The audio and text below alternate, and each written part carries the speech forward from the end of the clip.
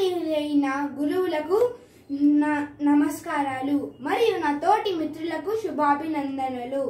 ఈ గణతంత్ర దినోత్సవ సందర్భంగా ఎంతో మంది జాతీయ నాయకులు మన దేశం కోసం ప్రాణత్యాగం చేశారు కదా. వారిలో ఒక భారతదేశ హీరోని నేను ఎంపిక చేసుకున్నాను. భారతదేశపు తొలి హీరో 1857 నాటి సిపాయిల తిరుగుబాటుకు మూలమైన వాడు. బ్రిటిష్ సిపాయిగా పనిచేస్తూ బ్రిటిష్ వాళ్ళపైనే తిరుగుబాటు ప్రకటించిన వీరుడు. మన దేశాన్ని తమ గుప్పెట్లో పెట్టుకుని పాలిస్తున్న బ్రిటిష్ వాళ్ళపై యుద్ధం ప్రకటించాడు మన బాహుబలి మంగల్ పాండే. నాటి వరకు బ్రిటిష్ పెత్తనాన్ని అరాచకాలను తల వంచుకొని భరిస్తున్న భారతీయుల ఆలోచనను స్వేచ్ఛా స్వాతంత్రాల వైపుకు మళ్లించిన ఘనత మంగల్ పాండేది. మంగల్ పాండే 1827 ఉత్తరప్రదేశ్లోని ఒక పేద కుటుంబంలో జన్మించాడు. మంచి ఎత్తు, తెల్లని శరీరం గలవాడు మంగల్ పాండే. మంగల్ పాండే రోజు వ్యాయామశాలకు వెళ్ళి కసరత్తు చేసేవాడు. కానీ తగిన ఆహారం లేక వస్తాడు కాలేకపోయాడు. మంగల్ పాండేకి తెలిసిన మిత్రుడు ద్వారా బ్రిటిష్ సిపాయిగా చేరాడు. మంగల్ పాండే బ్రిటిష్ సిపాయిగా చేరాక మంగల్ పాండేకు బయట ప్రపంచంలో ఏం జరుగుతుందో తెలియలేకపోయింది. సెలవుల మీద వెళ్ళి వచ్చే మిత్రుల ద్వారా బ్రిటిష్ చేసే అరాచకాలు తెలుసుకుని బాగా బాధపడ్డాడు మంగల్ పాండే.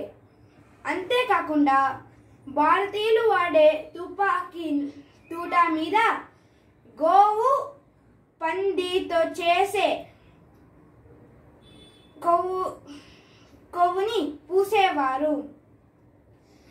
ఇది భారతీయ మతాలను దెబ్బతీసేది. ఇది తెలిసిన మంగల్ పాండే కోపంతో ఉడికిపోయాడు. మంగల్ పాండే తన తోటి సైన్యుల్ని తిరుగుబాటుకు సిద్ధం కామన్నారు. తన ముందు ఏ బ్రిటిష్ అధికారి వచ్చినా వాళ్ళని కాల్చేయమని చెప్పాడు. తిరుగుబాటులో బాగ్ అనే ఒక అధికారి మంగల్ పాండేకు కనపడ్డాడు. మంగల్ పాండే తన తుపాకీని బాగ్ మీద షూట్ చేశాడు. ఆ తూట బాగ్ కాకుండా బాగున్న గుర్రానికి తగిలింది. బాగ్ తప్పించుకున్నాడు. బాగ్ తన పిస్టల్తో కాల్పులు జరిపాడు. మంగల్ పాండే తన కత్తితో బాగ్ పైకు యుద్ధం దిగాడు. మంగల్ పాండే తోటి సైనికుల్ని మంగల్ పాండేని అరెస్టు చేయమని చెప్పాడు. కానీ మంగల్ పాండే తోటి సైనికులు తన మాటల్ని పట్టించుకోలేదు. ఒక అధికారి తర్వాత ఒక అధికారి వస్తూనే ఉన్నారు కానీ మంగల్ పాండే అరెస్టు చేయలేకపోయారు. లాస్ట్లో మేజర్ అధికారి వచ్చారు. అప్పుడు తనను చూసి అందరూ సిపాయిలు భయపడి మంగల్ పాండేని పట్టుకోవడానికి అరెస్టు చేయడానికి వెళ్ళారు. మంగల్ పాండే తన తిరుగుబాటు అయిపోయిందని తుపాకీ ఎత్తుకొని ఛాతీకి గురిపెట్టి తన కాలుతో ట్రిగర్ని నొక్కాడు. ఆ దూట తనని గాయం చేసింది కానీ తనని చంపలేకపోయింది. వెంటనే అధికారులు కొన్ని కారణాల వల్ల తనని ఆసుపత్రికి తరలించారు. వారంలోనే మంగల్ పాండే సరైపోయాడు. మంగల్ పాండేను కోర్టుకు తీసుకెళ్లారు బ్రిటిష్ అధికారులు. మంగల్ పాండేకి ఏప్రిల్ 18న ఉరి శిక్ష విధించారు.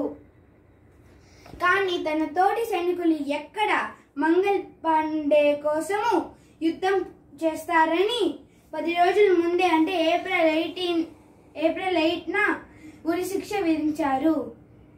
ఉరికంబం ఎక్కేందుకు మంగల్ పాండే ఏమాత్రం వెనకడలేదు. మంగల్ పాండే, నేను చనిపోతే ఇంకా ఎంతో మంది వీరులు వచ్చి మన దేశానికి స్వాతంత్రం తెస్తారని ధైర్యంగా చనిపోయాడు. బాహుబలి మంగల్ పాండేకి జై. Thank you for giving this golden opportunity.